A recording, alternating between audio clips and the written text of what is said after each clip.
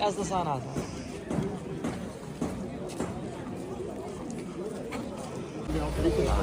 थोड़ा साइड से कैमरा को।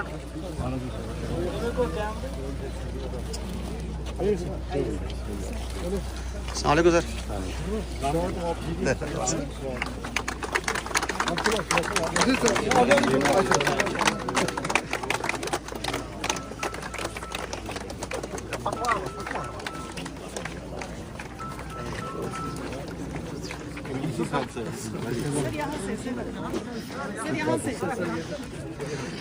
सर यहाँ से सॉरी सर, ये पहले हम ऊपर जाएंगे, उसके बाद हम इसका फिर निकालेंगे इनॉग्रेशन। उसके बाद से पहले प्रधानमंत्री के प्रोग्राम को इनॉग्रेट कर रहे हैं, प्रधानमंत्री को इनॉग्रेट नहीं कर रहे हैं। ऑनलाइन कर रहे थे। प्रोग्राम आज लॉन्च किया है प्राइम मिनिस्टर ने। आज उनका जन्मदिन भी है, हम उसकी भी उनको मुबारकबाद देते हैं। इस प्रोग्राम का नाम है स्वस्थ नारी सख्त परिवार। तो ये आज स्कीम लॉन्च हुई है। मुझे यकीन है कि प्राइम मिनिस्टर ने इस स्कीम को लॉन्च किया है, इस प्रोग्राम को लॉन्च किया है, तो सारा हेल्थ और मेडिकल एजुकेशन डिपार्टमेंट पूरी कंट्री में जो ये प्रोग्राम लॉन्च हुआ है इस सिलसिले में मेहनत करेगा।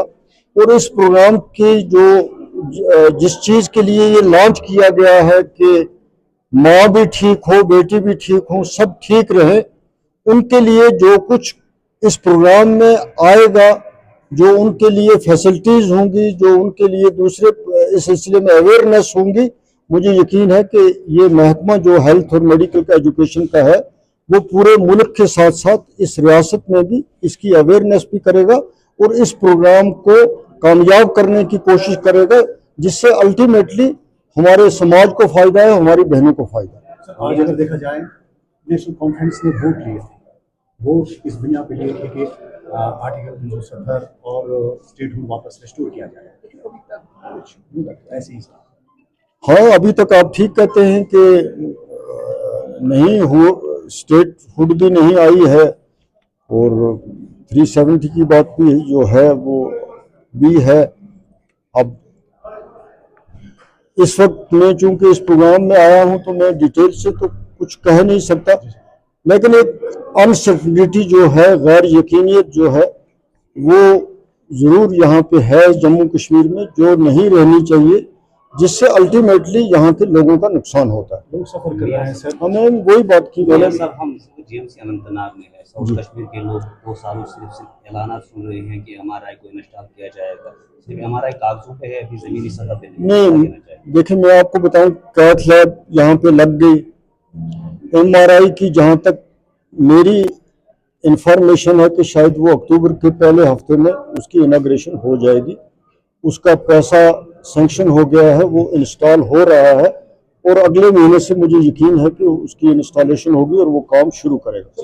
चाइल्ड केयर हॉस्पिटल को एक हॉस्पिटल से वार्ड में तब्दील किया गया है।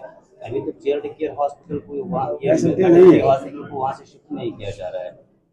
देखिए, मुझे अभी आपने बात की, मैं प्रिंसिपल साहिबा से बात करूंगा इस फंक्शन के बाद, तो आपको मैं बेहतर बता सकता हूं कि उसमें क्या प्रॉब्लम है।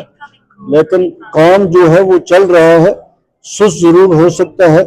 पूरे मेडिकल कॉलेज का जो कॉम्प्लेक्स है, इस कॉलेज को सैंक्शन हुए अब 13 साल हो गए। पिछले 2 साल से ये मुतालबा कर रहा हूँ हर फोरम में कि मुगल रोड ही एक अल्टरनेटिव है इस हाईवे की जो मुल्क को मिलाती है, उसको बेहतर करने की जरूरत है। उस सिलसिले में स्टेट गवर्नमेंट का भी फर्ज है और सेंट्रल गवर्नमेंट का भी कि उस रोड को ज्यादा ठीक किया जाए। और मेरी अपनी असेसमेंट ये है कि अगर ट्रैफिक मैनेजमेंट ठीक हो, पुलिस का निजाम ठीक हो, तो मुगल रोड से ट्रक्स को छोड़ा जा सकता है जब तक वो ये सड़क ठीक नहीं होती है।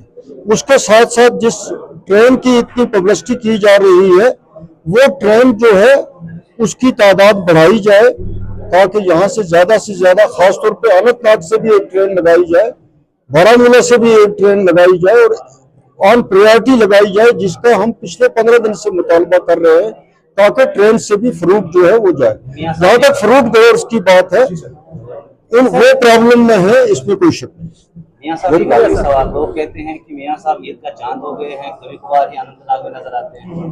देखिए, मैं अनंतनाग आता हूँ, ऐसी बात नहीं है। अब हमेशा जो मेरे से पहले भी एमपी रहे, तो किसी मीनिंगफुल प्रोग्राम में आना है या किसी मीनिंगफुल काम के लिए आना है। रोज अगर मैं आके खड़ा हो जाऊंगा तो उसका कोई मतलब नहीं है। अब एमएलए के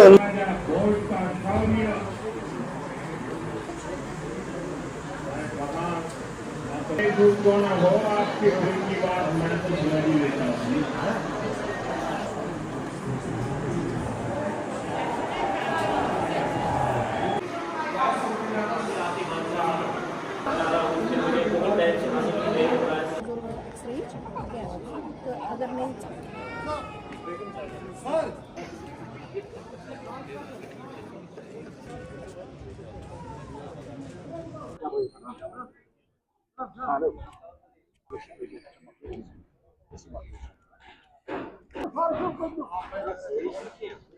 फारूक साहब ठीक है दावा तो ठीक है, तो नहीं गसन